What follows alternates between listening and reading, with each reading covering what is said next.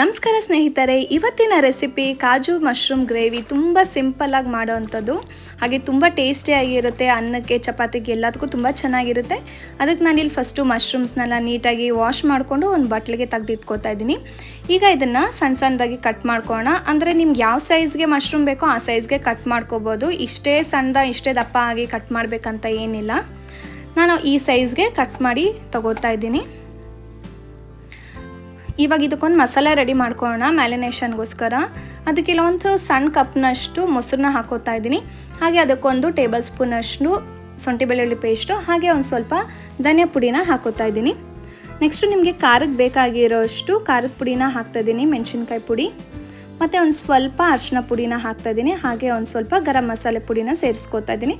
ಗರಂ ಮಸಾಲೆ ಪುಡಿ ಬೇಡ ಅಂದರೆ ಒಂದು ಸ್ವಲ್ಪ ಚಕ್ಕೆ ಪುಡಿನ ಹಾಕ್ಕೋಬೋದು. ನೆಕ್ಸ್ಟ್ ನಾನು ಒಂದು ಸ್ವಲ್ಪ ಕಸೂರಿ ಮೇಥಿ ಹಾಕೋತಾ ಇದ್ದೀನಿ. ಹಾಗೆ ಒಂದು ಸ್ಪೂನ್ ತುಪ್ಪ ಹಾಕ್ತಾ ಇದ್ದೀನಿ. ತುಪ್ಪ ಬೇಡ ಅಂದರೆ ಎಣ್ಣೆ ಕೂಡ ನೀವಿಲ್ಲಿ 1-2 ಟೇಬಲ್ ಸ್ಪೂನಷ್ಟು ಎಣ್ಣೆನ ಸೇರಿಸ್ಕೋಬೋದು.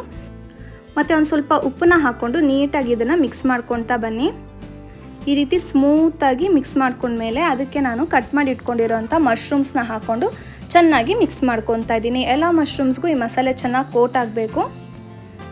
ನೋಡಿ, ಈ ರೀತಿ ಚೆನ್ನಾಗಿ ಕೋಟ್ ಆದಮೇಲೆ ಇದನ್ನೊಂದು ಮಿನಿಮಮ್ 5 ನಿಮಿಷ ನೆನೆಯೋದಕ್ಕೆ ಬಿಡಿ.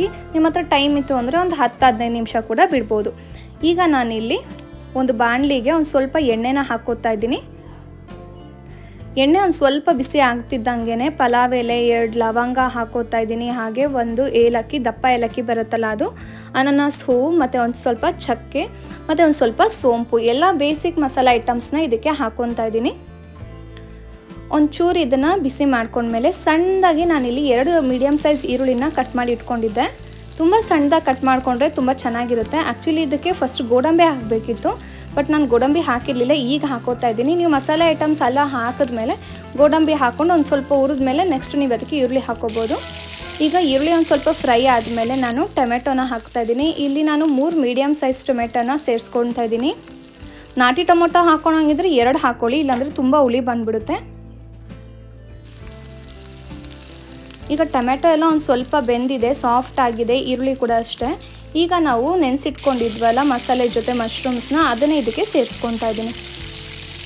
ಇದಕ್ಕೆ ಜಾಸ್ತಿ ಟೈಮ್ ತೊಗೊಳಲ್ಲ, ತುಂಬ ಮಸಾಲೆ ರುಬ್ಬಬೇಕು ಆ ಥರ ಏನಿಲ್ಲ. ತುಂಬಾ ಟೇಸ್ಟಿಯಾಗಿರುತ್ತೆ, ಕ್ವಿಕ್ಕಾಗುತ್ತೆ, ರುಚಿಯಾಗಿರುತ್ತೆ.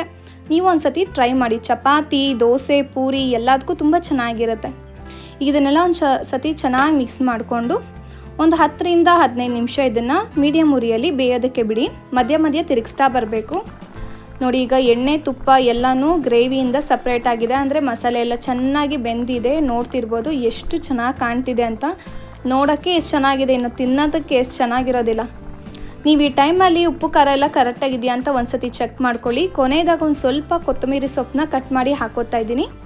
ಹಾಕ್ಕೊಂಡು ನೆಕ್ಸ್ಟ್ ಇದಕ್ಕೆ ಬೇಕಿದ್ದರೆ ಫ್ರೆಶ್ ಕ್ರೀಮ್ನ ಆ್ಯಡ್ ಮಾಡ್ಕೊತಾ ಇದ್ದೀನಿ. ಇದು ಆಪ್ಷನಲ್ಲು, ಹಾಕಲೇಬೇಕಂತ ಇಲ್ಲ. ಹಾಕಿದ್ರೆ ಒಂದು ಸ್ವಲ್ಪ ಕ್ರೀಮಿ ಫ್ಲೇವರ್ ಇರುತ್ತೆ ಅಂತ. ಹಾಕ್ಕೊಂಡು ಒಂದು ಸತಿ ಚೆನ್ನಾಗಿ ಮಿಕ್ಸ್ ಮಾಡಿಕೊಂಡ್ರೆ ಸಖತ್ ಟೇಸ್ಟಿಯಾಗಿರುವಂಥ ಕಾಜು ಮಶ್ರೂಮ್ ಗ್ರೇವಿ ರೆಡಿ ಆಗಿರುತ್ತೆ ಫ್ರೆಂಡ್ಸ್. ಸೊ ನೀವು ಕೂಡ ಟ್ರೈ ಮಾಡಿ ಮನೆಯಲ್ಲಿ. ಹೇಗಿತ್ತು ಅಂತ ನನಗೆ ಕಮೆಂಟಲ್ಲಿ ತಿಳಿಸಿ. ವಿಡಿಯೋ ಇಷ್ಟ ಆಗಿದ್ದರೆ ವಿಡಿಯೋಗೊಂದು ಲೈಕ್ ಕೊಡಿ. ನಿಮ್ಮ ಫ್ರೆಂಡ್ಸ್ ಆ್ಯಂಡ್ ಫ್ಯಾಮಿಲಿ ಮೆಂಬರ್ಸ್ ಜೊತೆ ಶೇರ್ ಮಾಡ್ತಾ ನನ್ನ ಚಾನಲ್ನ ದಯವಿಟ್ಟು ಸಬ್ಸ್ಕ್ರೈಬ್ ಆಗಿ ಫ್ರೆಂಡ್ಸ್. ಹಾಗೆ ಪಕ್ಕದಲ್ಲೇ ಕಾಣೋ ಬೆಲ್ ಐಕಾನ್ ಮೇಲೆ ಕೂಡ ಕ್ಲಿಕ್ ಮಾಡ್ಕೊಳ್ಳಿ. ಧನ್ಯವಾದಗಳು ಫ್ರೆಂಡ್ಸ್.